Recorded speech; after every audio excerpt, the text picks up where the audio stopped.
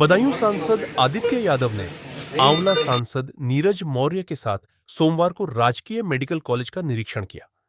निरीक्षण के दौरान अव्यवस्थाओं व स्टाफ की संवेदनहीनता की पोल खुली। अस्पताल में फैली गंदगी के साथ कई खामियां मिली।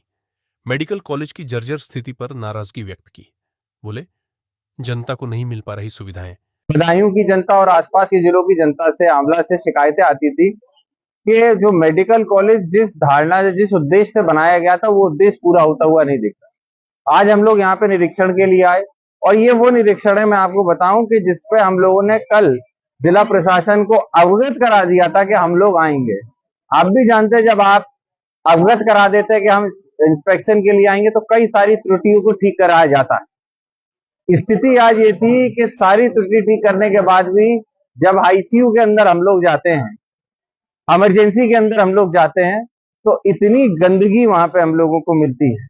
जाले लगे हुए हैं, फॉल सीलिंग जो होती है वो गिर गई है, उसके अंदर फॉल सीलिंग के मिट्टी पड़ी हुई है, जाले लगे हैं, मकड़ियां हैं। ये स्थिति इमरजेंसी वार्ड की।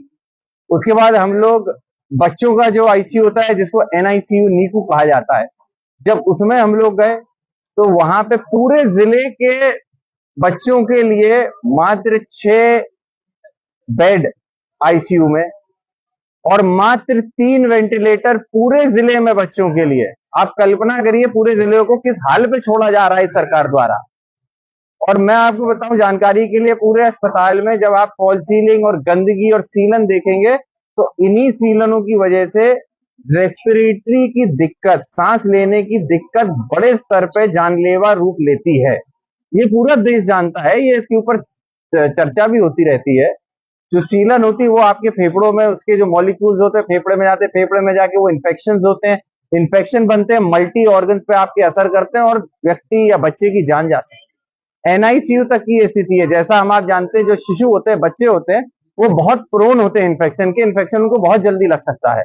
ऐसी स्थिति में जहां पे एनआईसीयू के अंदर अगर ये स्थिति हो, आप कल्पना करिए कि कौन व्यक्ति या कौन परिवार जो अपने बच्चे की सहमति चाहता है, भलाई चाहता है, कौन अस्पताल में आके इलाज कराना चाहेगा। ये बात सच है, समाजवादी पार्टी ने नींव रखी थी, आदरणीय अखिलेश यादव जी का ड्रीम प्रोजेक्ट था। वो चाहते थे कि बदायूं को वो सुख सुविधाएं चिकित्सा के क्षेत्र में मिले जिसकी वजह से उनको सैफई या बरेली या दिल्ली ना जाना पड़े।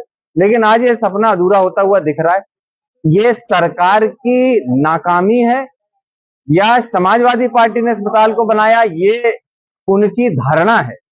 लेकिन इन सब से एक बात साफ होती है कि बदायूं की जनता के लिए एक रत्ती भर भी सहानुभूति इस बदायूं के जो जनप्रतिनिधि हैं भारतीय जनता पार्टी के, चाहे वो मंत्री हो, चाहे वो विधायक हो, चाहे वो नगर पालिकाओं के अध्यक्ष, जिस भी अपने पद पे बैठा है, उनके अंदर इस बदायूं की जनता के लिए कोई सहानुभूति नहीं है। अगर सहानुभूति होती तो आज ये मेडिकल कॉलेज इस स्थिति पे ना होता। वो सारे नेता इसके लिए कहीं ना कहीं भरसम प्रयास करते इसको ठीक करने का। आज जो स्थिति में बदायूं के लोगों को छोड़ा जा रहा है, मैं ये कह सकता हूं कि आधे से ज्यादा केसेसों को रेफर कर दिया जाता है, बरेली कर देते हैं, दिल्ली कर देते हैं, नहीं तो सैफई रेफर कर दिया जाता है। इलाज के लिए देखते भी नहीं। उससे पहले हमारे खड़े खड़े अभी यहां से 2 केसेस ऐसे रेफर किए गए सैफई, ऑक्सीजन के अभाव में। आप कल्पना करिए, जब कोविड की महामारी हुई थी उस समय पे आदरणीय धर्मेंद्र यादव जी ने अपनी तरफ से एक ऑक्सीजन का प्लांट दिया। उसके साथ साथ पूर्व विधायक, पूर्व मंत्री रहे ओमकार यादव जी ने और उनके संगी साथियों ने, एमएलसीओं से लेकर सब समाजवादी पार्टी के और अन्य लोगों ने भी, क्योंकि उस समय सभी लोग देख रहे थे, आपदा थी, सब लोगों ने सहयोग करके ऑक्सीजन प्लांट दिया। उसके बाद भी और इमरजेंसी वार्ड की स्थिति यह है कि 14 वार्ड अगर बेड हैं तो सिर्फ 4 पे ऑक्सीजन आ रहा है, बाकी जितने 10 के 10 बेड है उन पे ऑक्सीजन की भी सुविधा नहीं है। इसीलिए केसों को ऑक्सीजन के अभाव में, आप सोचिए, रेफर मरीजों को किया जा रहा है। ये इतने बड़े मेडिकल कॉलेज होने के बाद अगर ये स्थिति है तो ये बहुत बड़ी विडंबना है। बहुत ही हम लोगों को दुख होता है कि हम लोगों ने जिस कल्पना से, जिस सोच से इतने बड़े इंफ्रास्ट्रक्चर को तैयार किया था, आज उसको इस भारतीय जनता पार्टी सरकार साथ में अधिकारियों ने गर्द में डालने का काम किया है।